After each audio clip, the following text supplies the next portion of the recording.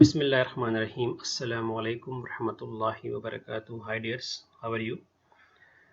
Dears, today I will discuss that what are the advantages of simulations. As I told you in the last lecture that what is simulations, today I will discuss that what are the merits, what are the advantages of simulation. कि simulation के advantages क्या होते हैं, इसको हम क्यों करते हैं, इसके करने का हमें कोई फ़ायदा भी होता है कि नहीं होता, या बस ऐसे ही हम simulations जो है वो perform करते रहते हैं. ठीक है, तो सबसे पहले इसकी काफ़ी ज़्यादा एडवांटेजेस हैं. आजकल काफ़ी वाइड स्प्रेड है, आजकल मॉडर्न टेक्नोलॉजी का दौर है. तो जो सीधा सीधा जो चीफ इसके जो है एडवांटेजेस हैं, I would like to discuss with you peoples in simple words and with real life examples हैं.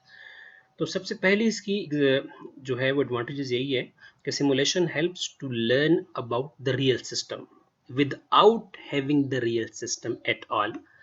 आप रियल सिस्टम के मुतालिक जो है वो जानकारी हासिल करते हैं, जबकि आपके पास रियल सिस्टम सिरे से होता ही नहीं है. इसकी बड़ी प्यारी मिसाल मैं पहले आपको दे चुका हूँ कि जब पायलट्स को ट्रेनिंग दी जाती है तो उनको सिमुलेटर फ्लाइटर के जरिए जो है वो ट्रेनिंग दी जाती है. इवन उनके पास जो है वो एक रियल साइज प्लेन नहीं होता, एक फुल साइज का जहाज नहीं होता, उसमें पैसेंजर नहीं बैठे होते, रियल सिस्टम नहीं होता. लेकिन रियल सिस्टम के बगैर ही उनको जो है वो ट्रेनिंग दी जाती है. जब वो वहां से बिल्कुल ओके हो जाते हैं, उनके बाद आपसे कहा जाता है भाई साहब ये जहाज है, ये पैसेंजर है, ये full size real size plane है, अब बस मिला करके इसको उड़ाओ. ठीक है, तो पहले सिमुलेशन के थ्रू जो है वो उनको रियल सिस्टम के मतलब इंफॉर्मेशन प्रोवाइड की जाती है. उसके बाद जब वो वहां से ओके हो जाते हैं, देन इनको परमिशन दी जाती है कि आप जो है उसको उड़ा सकते हैं. तो सिमुलेशन के बगैर तो आप इसको नहीं कर सकते ना. जैसे मैंने आपको मिसाल दी थी कि आजकल तो चूंकि क्रिकेट में जो है वो बड़ी फास्ट किस्म की बॉलिंग का जो है वो ट्रेंड है, तो जब आपको पता चलता है कि 160 kph पे बॉल आ रही है, तो आप रियल सिस्टम में तो इसको फेस नहीं कर सकते ना, डायरेक्ट तो आप फेस नहीं कर सकते. तो आजकल डिफरेंट किस्म की मशीन्स आई हैं, उसमें आप जो है वो स्पीड को जो है वो इनपुट करके आप पहले देखेंगे आप क्या वाकई 160 kph पे जो बॉल आ रही है आप उसको फेस कर सकते हैं कि नहीं कर सकते. आप में जो है वो इतना पोटेंशियल है, आप में इतना हौसला है कि आप इतनी जो है वो तेज तरीन बल को फेस करेंगे.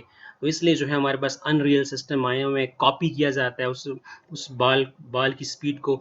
आप देखें उसको आप फेस कर सकते हैं अगर अनरियल सिस्टम में, then you are most welcome to face Shoaib Akhtar. ठीक है, इस तरह हमारे पास ब्रेट ली गुजरे हैं, इस तरह बहुत फास्ट जेम्स बॉन्ड गुजरे हैं. ठीक है, ये तमाम तरीन जो है फास्ट बॉलर गुजरे हैं.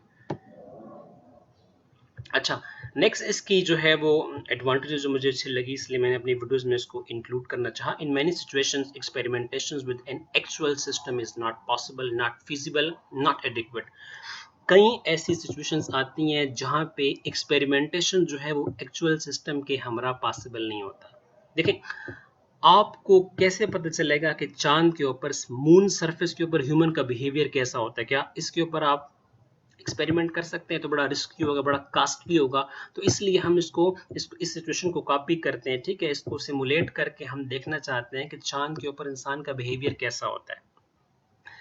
इसके साथ साथ आपको एक और मिसाल देना चाहूंगा कि टेक्नोलॉजी का दौर है. जिस तरह हम फैक्स करते हैं ना, फैक्स करते हैं, यहाँ से हम फैक्स करते हैं तो वो इंडिया चला जाता है, अमेरिका चला जाता है. ठीक है, तो एक्सपेरिमेंटेशन इस पे स्टार्ट है कि हम ह्यूमन बीइंग के ऊपर एक्सपेरिमेंटेशन करें. जिस तरह ये फैक्स जाता है, इस तरह हम यहाँ से क्लिक करें और हम जो है वहाँ पे अमेरिका पहुंचे हों. इस पे एक्सपेरिमेंटेशन स्टिल स्टार्ट. अगर आप नेट पे देखें, वो डॉग्स के ऊपर, कैट्स के ऊपर एक्सपेरिमेंट कर रहे हैं, लेकिन वहां पे इतनी तेज शुआएं होती हैं कि लिविंग थिंग की इसमें डेथ हो जाती है. अगर इसमें कामयाबी हो गई तो कल को ऐसा सिस्टम भी आ जाएगा कि मशीन के थ्रू आप क्लिक होंगे और आप जो है वो एक विद इन सेकंड जो है वो आप बाहर के मुल्क जो है वो पहुंच जाएंगे. ठीक है, लेकिन ह्यूमन बीइंग इसमें क्या हो जाता है, एक्सपायर हो जाता है. इसलिए ये अभी तक कामयाबी इसमें नहीं मिली, लेकिन सिमुलेशन जारी है. ठीक है, अच्छा जी. Through simulation, management can foresee the difficulties and bottlenecks. Difficulties कहते हैं परेशानियों को, सही है, मुश्किलात को, और bottlenecks कहते हैं रुकावटों को. जब आप सिमुलेशन करेंगे तो जो मैनेजमेंट सिमुलेशन को जो है वो कंडक्ट कर रही होती है, तो फोरसी कहते हैं आगे देखना, दूरंदेश. ठीक है, आपको बताना. तो डेफिनेटली जो सिमुलेशन की मैनेजमेंट्स होती है वो आपको बता सकती है कि इसमें ये डिफिकल्टीज आएंगी, ये रुकावटें आएंगी. तो भाई साहब आपने जो है वो इन रुकावटों का पहले से क्या करना है, सद्भाव करना है. इनके जो रेमेडियल मेजर्स हैं वो अपने साथ आपने क्या करने हैं, सेफ रखने हैं, ताकि आपको किसी मुश्किलात का सामना जो है वो ना करना पड़े. ठीक है, यानी आपको दूरंदेशी बताते हैं कि जिस तरह जो एक्सपर्ट्स लोग होते हैं आपको बताते हैं कि आप यहाँ तो जा रहे हो, ठीक है, सफर हिजर के लिए, लेकिन अपने साथ आप ये भी रखो, ये भी रखो, ये भी रखो. तो सिमुलेशन के जरिए भी आपको इन चीज़ों का पता चलता है.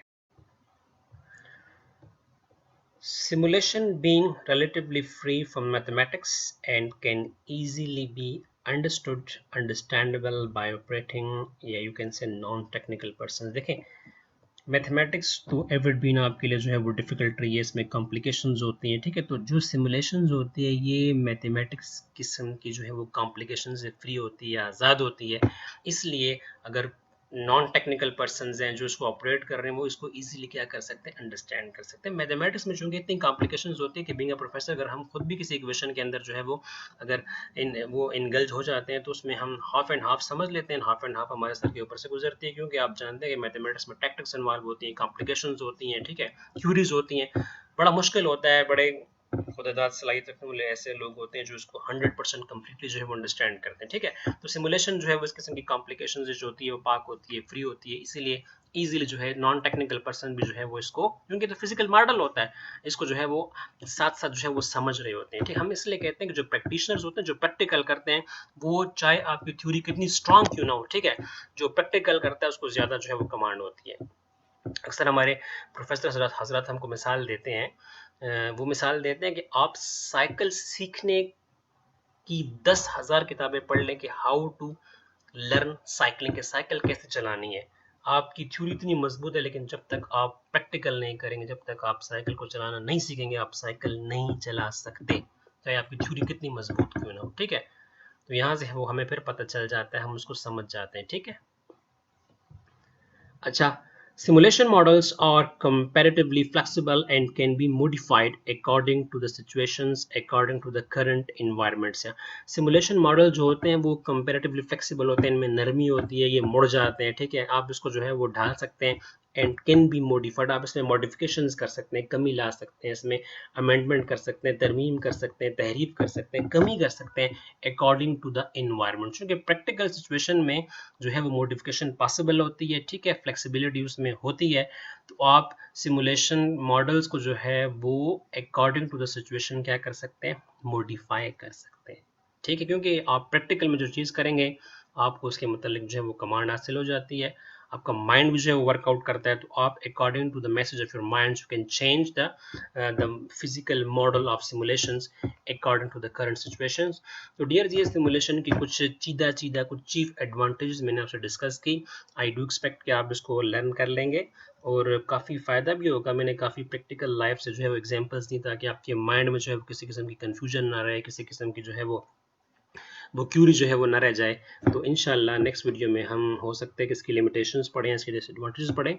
तब तक के लिए अपनी दुआओं में याद रखिएगा। अस्सलामु अलैकुम रहमतुल्लाहि व बरकातहू।